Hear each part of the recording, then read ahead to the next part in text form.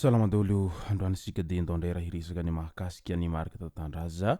izay apôstôly no sady kandida ben'ny tanàna any amin'ny faritry ny ambovombe andro iny any Bekily mo marimarina kokoa ny mahakasika an'izay marika tantandraza izay. Ny raha nahita fa nisy hira propagandy izay niparitaka izay hira propagandy any marika tantandraza mo izay nefa dia tsy nahafaly any marika tantandraza raha vantany vonande an'izay hiran'ny propagandy an'izay satria tsy nahazo lalana avy tany aminy hony iny mahakasika ny hiran'ny propagandy iny ka tezitra mafy mo izy manoloana an'izay hira izay ary nampitandrina ireo zay mini manaparitaka an'izay hira izay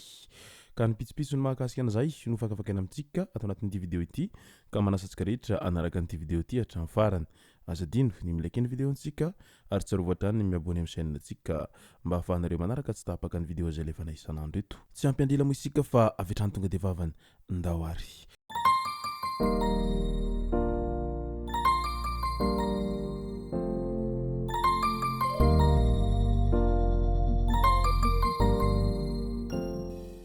fa miloha idirantsika amin'ny pitsopitso ny mahakasika an'izay fanambarana nataon'ny marika tantandraza izay dia ndao aloha ho resantsika ireto tsara ho fantatra manaraka ireto. PDS ao Antananarivo renivohitra ao voatendry ho filohan'ny délégationna manokany tanàna Antananarivo solitoerana Andramatoa Harilala Ramanantsoa i Andramatoa Alexandre Georget filoha nasionaly ny antoko mahitsy mpikambana eo anivon'ny Armada ary ministra ny tontolo iainana teo aloha mo ity voatendry ho PDS n'Antananarivo vaovao ity. Any Andapa voatery novidina 400 ariary ny letisia izay nohoanina tsy niera tamin'ny tompony. Vehivavy misa telo avy nikarakara fleur vanille tany Antsaha no azo ny fakapanahy naka sy nihinana letisia tsy niera tamin'ny tompony izany hoe nangalatra izany. Rehefa nahita ity voankazo ity izay mena miraviravy saingy tratran'ny tompony izy ireo ny sabotsy lasa teo iny. Nasainy ity farany novidina 400 ariary ireo letisia lanin'izy telo mirahavavy ireo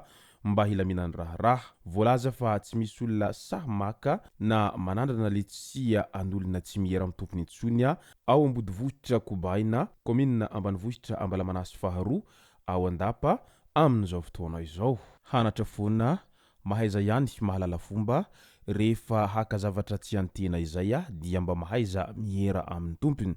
Aza mba alaim-panahy hakahaka zavatr'olona izany fa mafy aneny mamboly azy ireny ary rariny sitsiny raha toa ka ho tezitra ny tompony satria maro ny mpangalatra izay minia manao an'izany asa fangalarana izany amin'izao fotoana izao ka lasa tsy mahay manavaka intsony ny tompony na tena nona ianareo izay naka zavatra an'ireo na fanahiniana tsotra izao fotsiny ka mety ho zay no antony nahatonga azy tezitra ka naka an'izay onitra taminareo izay. Eo amin'ny resaka fifidianana kominaly indray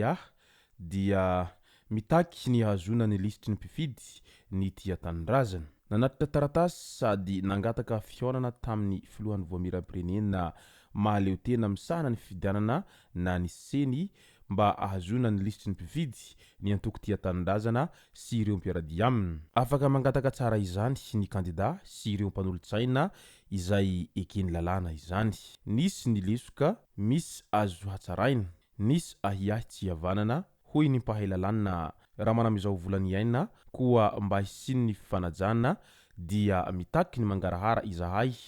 ho izy momba ny lisitry ny mpifidy sy ny bulletin tokana raha hiresaka fifidianana madio marina isika. Midika izany fa mila fifidianana tena madio sy mangarahara ry zareo avy ao anatin'ny antoko tia tanindrazana izay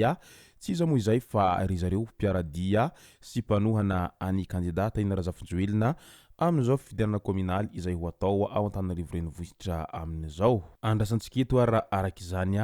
ny valiny izay fangatahan'ireo antoko tia tanindrazana izay amin'izay fangatahana ny lisitry ny mpifidy sy ny mahakasika bulletin tokana izay eo anivon'ny seny izay. Ndao amin'izay raha ho resantsika ny mahakasika ny Andramatoa Marika Tantandraza izay kandidany be ny tanàna any Bekily any mo izany Mark Tatandraza izany. Ny raha nahita sy ny raha nahalala fa nanao hetsika lehibe i Mark Tatandraza amin'ny fangatahana izay voatsirambin'ny tanany rehetra ary niezaka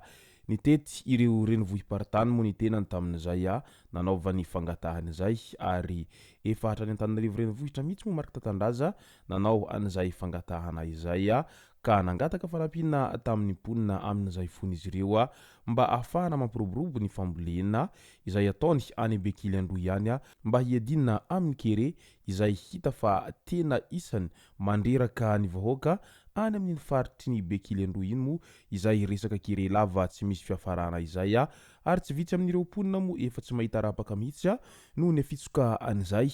tany karakaina tsy azo volena firy eo ihany koa ny tsy fampian-tsakafo isan-karazany izay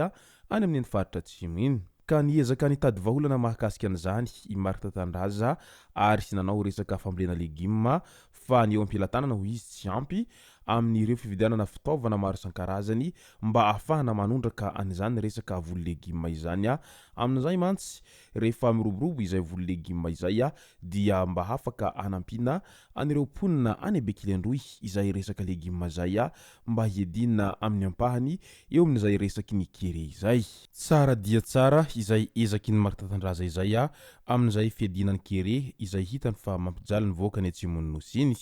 Maro moa ireo izay manakina ny Mark Tatandraza milaza hoe sao dia adaladala angambany ity Mark Tatandraza ity nefa rehefa jerena akaika dia isan'ny olona mba manana viana sy hevitra ihany i Mark Tatandraza ny mahakasika amin'izay fitsinjovana sosialim-bahoaka izay. Teo ihany koa ny fanambarana izay nataony Mark Tatandraza sy ny rainy izay niteraka azy tamin'iny faraparany herinandro lasa teo zay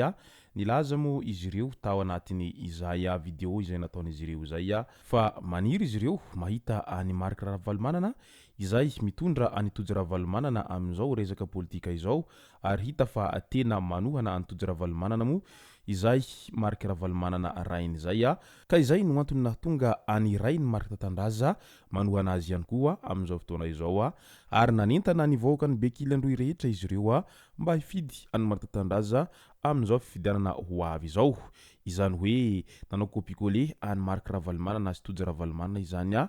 i Andriamatoa Mark Tatandraza sy ny ray izay niteraka azy. Nanaitra ny maro ihany koa raha vantany vao nahita any Mark Tatandraza izay tezitra mafy dia mafy tao amin'ny pejiny Facebook-ny tao tamin'ny herinandro lasa moa izay